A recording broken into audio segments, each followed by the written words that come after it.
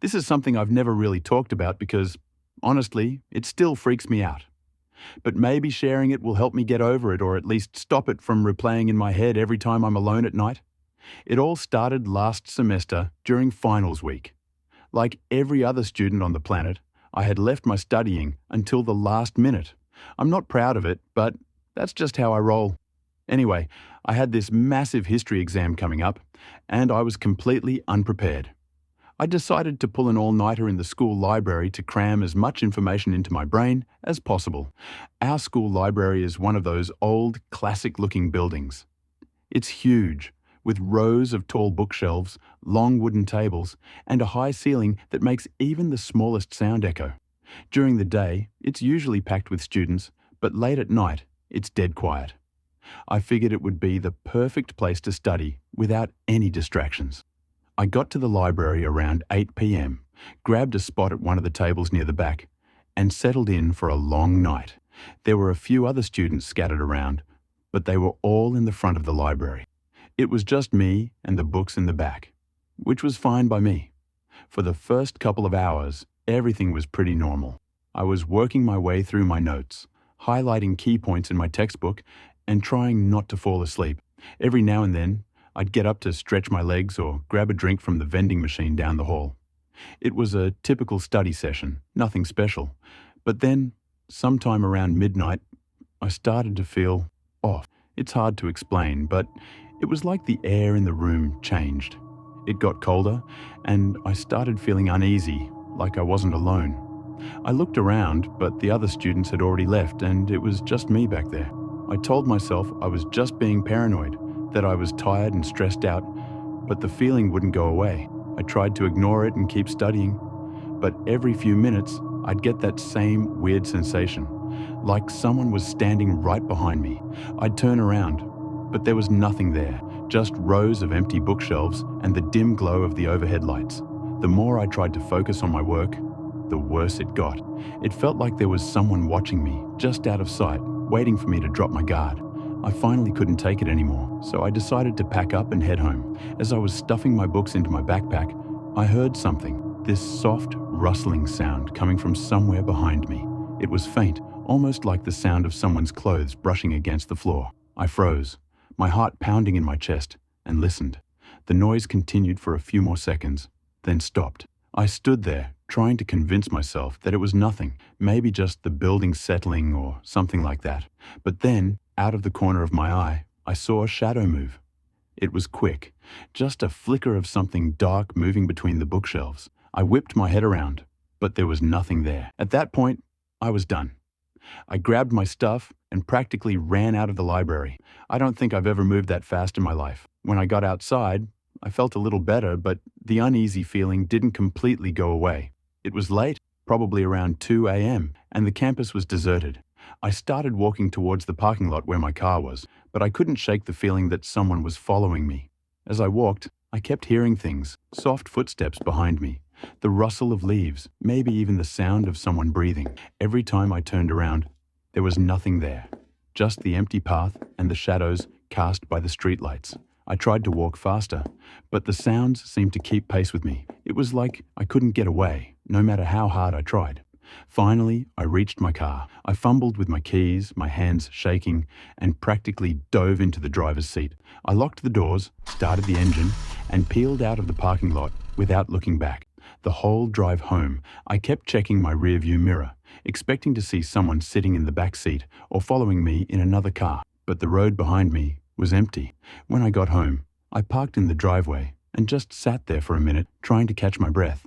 My house was dark and the neighborhood was quiet, but I still felt like something was off. I grabbed my backpack and bolted inside, locking the door behind me. I didn't even bother turning on the lights. I just went straight to my room and collapsed on the bed. I didn't sleep that night. Every time I closed my eyes, I'd hear those footsteps, that rustling sound, and I'd be right back in that library, feeling like I was being watched. I kept thinking about what had happened, trying to make sense of it, but the more I thought about it, the less sense it made. The next day, I went back to the library to see if I could find any explanation for what had happened. I talked to the librarian, asked if anyone else had been there late last night, but she said no. She looked at me like I was crazy when I mentioned the noises I'd heard. She said it was probably just the building settling, that old buildings like that made weird noises all the time. But I wasn't convinced. I started asking around, seeing if anyone else had experienced anything strange in the library. Most people just shrugged it off, but one guy, this quiet kid who was always in the back corner, reading, pulled me aside and told me about something that had happened years ago. Apparently, a long time ago, there was a woman who used to come to the library every day. She was a single mom, and she'd always bring her little daughter with her. They were regulars, always sitting at the same table in the back, just like I had been that night.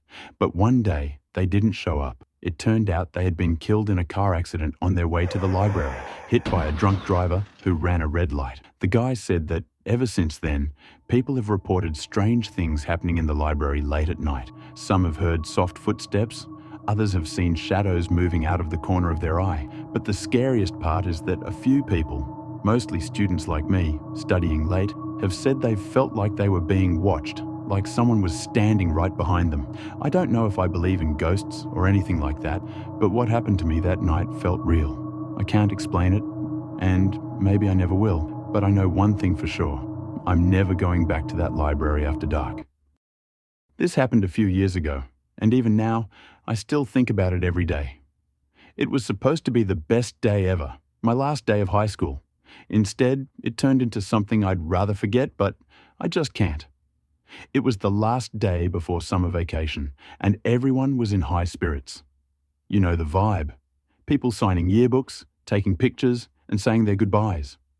For most of us, it was the end of an era, moving on to college or whatever else was next. I was looking forward to hanging out with my friends and just enjoying the day. But things didn't go as planned. Our school is pretty old, one of those old brick buildings with tall windows and creaky floors. It's got this long history, and a lot of people say it's haunted, but I never paid much attention to that kind of stuff. It was just stories, you know, something to scare the freshmen. But there was one story that always stuck with me. There was this teacher, let's call her Mrs. J, who taught at the school years before I even got there. Apparently, she wasn't doing so well mentally, and one day she just snapped. She jumped from the top floor of the school and died. They say she haunts the place now, but I always figured it was just one of those urban legends. The day started off fine. We had a few final assemblies, got our yearbooks, and pretty much just goofed off for most of the day. By lunchtime, people started leaving, but a few of us decided to stick around until the final bell. I was with my best friend Jake, and we were just hanging out in one of the classrooms, talking about our summer plans. At one point, Jake had to leave early, and I was left alone. I figured I'd just roam the halls one last time before heading out. It was weirdly quiet, with most people gone, and the school felt different, like heavier somehow. I walked past the usual spots, the cafeteria, the gym, the old science labs, just taking it all in. Then I decided to check out the top floor. That's where the story of Mrs. J always came up, the spot where she jumped. I didn't know why, but I just felt like I had to go up there, like some kind of weird impulse. So I climbed the stairs, and as I reached the top floor, everything felt off. It was colder up there, even though it was the middle of summer. The lights were dimmer too, almost flickering, which didn't make sense because they were always bright.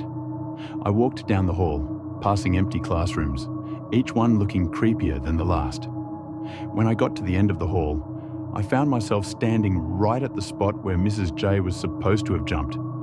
I don't know what I expected to see, but there was nothing special about it. Just a window, same as all the others. But as I stood there, staring out at the empty courtyard below, I felt this overwhelming sense of dread, like something was terribly wrong. I tried to shake it off, telling myself I was just being paranoid, but then I heard it, a faint sound, almost like whispering. I couldn't make out the words, but it was definitely a voice, and it was coming from behind me. I turned around, but there was no one there. The hall was empty, but the whispering continued, growing louder, more frantic. My heart was racing, and I felt like I was losing my mind. I wanted to run, but my legs wouldn't move. It was like I was rooted to the spot, forced to listen to those whispers. Then, out of nowhere, the whispers stopped, replaced by a loud thud, like something heavy had hit the ground. I jumped and turned back towards the window, and that's when I saw it. A shadowy figure standing just outside the glass, staring at me. I couldn't make out any details, but it was definitely a person, just standing there on the ledge.